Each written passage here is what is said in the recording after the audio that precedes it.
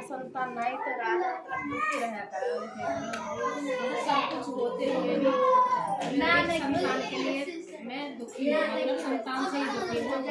बाहर निकलूँ तो लोग बोल लेते हैं, और कहीं भी जाऊँ तो मतलब भाई बिना संतान के तो कोई ना बोलने दे। तो उसकी पत्नी बोली एक दिन कि राजा साहब मैं तुमसे एक बात कहूँ। हाँ बोलो। तो तुम मेरी छोटी बहन से शादी कर लो, तो उसके बच्चे हो जाएंगे तो मेरा भी नाम चल जाएगा, तुम्हारा भी नाम चल जाएगा और मेरी भी हो जाएगी। तो राजा बोला ठीक है राजा साहब, अगर आप यही चाहते हैं तो मैं यही कर लेता हूँ। तो राजा ने उसकी छोटी बहन से शादी की, खूब मेल से शादी करके लाए, सब चीज़ खूब अच्छे से रहा करें दोनों बहन मिलजुल के सब। जो उसकी छोटी बहन थी उसका नेम था डेली शिव गुरु की पूजा करती थी, और नहर पार जाके शिवलिंग मिट्टी की बना के पूजन करके और उसका विसर्जन करके उसके बाद घर आए करे। उसका ये नेम था डेली का बचपन से ही। तो कुछ साल बाद, 1-2 साल बाद उसके बच्चा पेट में रह गया। तो उसके 9 महीने बाद हुआ लड़का हुआ। तो दोनों बहन को खूब खुशी हुई कि मतलब राजा साहब का नाम चल गया और मेरे घर में संतान भी हो गई। बहुत खुश होते थे दोनों। अब दो जाने कहते हैं ना कि जब घर में खुशहाली होती है तो कोई ना कोई घुसी जाता है आग लगाने वाला। अब जो उनकी बांदी थी वो एक दिन ऐसे ही उसको बड़ी रानी को भड़काने लगी, कहने लगी कि रानी साहब एक बात बताओ, तुमने अपनी बहन से शादी तो करवा दी और उसके बच्चे भी हो गए, और अब तक सारा मान सम्मान सब कुछ तुम्हारी छोटी बहन को ही मिलेगा, आपको तो कुछ मिलेगा नहीं, क्योंकि आपके तो बच्चे नहीं हुए थे।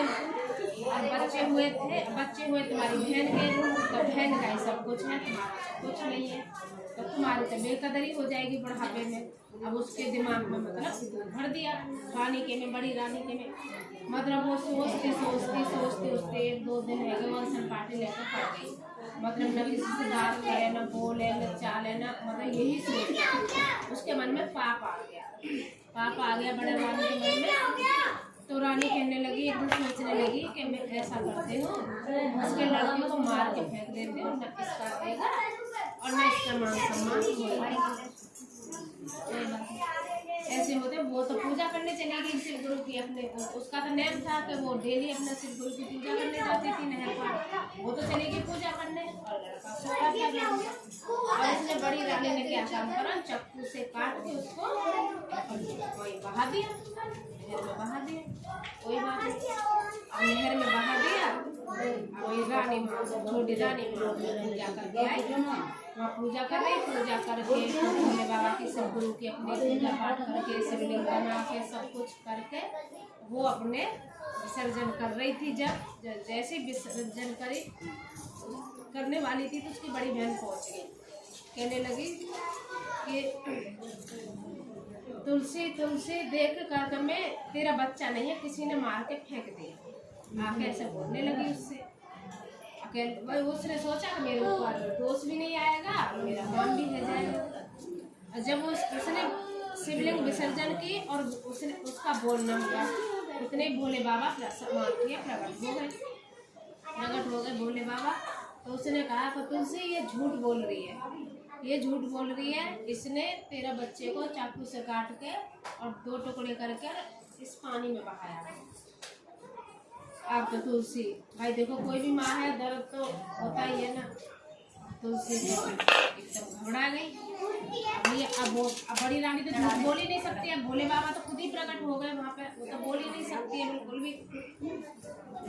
अब वो कहने लगे, अब भोले बाबा कहने लगे है कि अब बता तुलसी तू क्या चाहती है, इसे तो मैं ऐसा वरदान, ऐसा शराप दूंगा कि ये जीवन भर न होगी।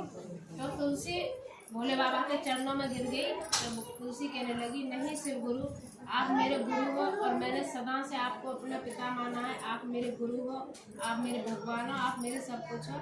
मेरी बहन के लिए शराप मत दो। मैं बस यही चाहती हूँ कि जैसे मेरे कोख चलाए वैसे ही मेरी बहन की कोख चला दो। तो भोले बाबा कहने लगे, ये मैं नहीं कर सकता तुलसी, तेरे सारे पुण्य के कर्म में इसे नहीं दे सकता।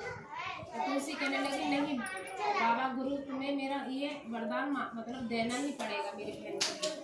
तो भोले बाबा कहने लगे, वाह तुलसी, तुमने मांगा भी तो अपनी बहन के लिए, जिसने तेरी आसोलाद को भी मार के फेंक दिया उसमें। अब भैया वो तो बैठ गई कि जा घुस इसमें पानी में, और बोला अपने बच्चे को। जब उसने पानी में घुसी, जब उसने अपने बच्चे को बुलाया तो भोले बाबा ने उसकी गोद में बच्चा दे दिया, जीवित कर दिया, जीवित करके, और उसकी बहन को वरदान दे दिया संतान का। फिर वो घर आ गए। शिव गुरु जैसे तुमने उसकी रक्षा की है, उसको भी सभी को हर महादेव, हर महादेव।